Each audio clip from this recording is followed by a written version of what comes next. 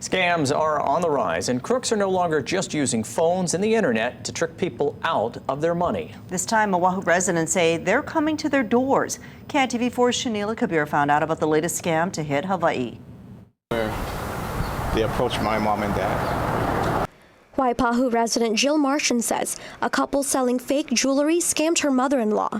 She said the scammers were driving along Kahuvai Street, going door to door, offering a bag of what they called real gold jewelry in exchange for money.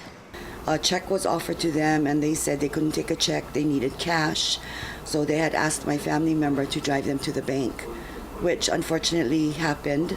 The family member jumped in the car and drove them to the bank and unfortunately gave them a lot of money in exchange for jewelry that in actuality was not real, it was fake. Martian says her mother-in-law pulled out $4,000. The cops said that there was nothing they could do because the money was given to them willingly. She says she posted this experience on Stolen Stuff Hawaii, and dozens of residents said their grandparents were also scammed, or at least approached the same way.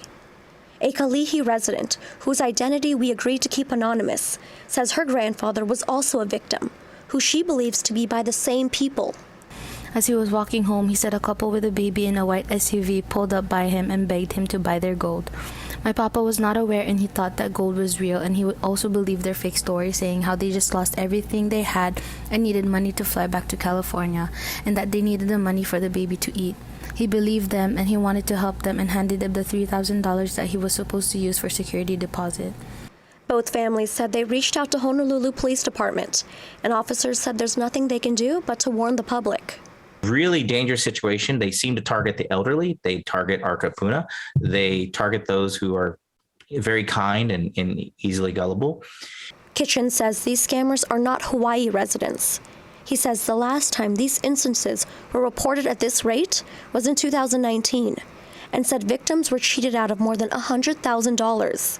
In Honolulu, Shanila Kabir, KITV4 Island News.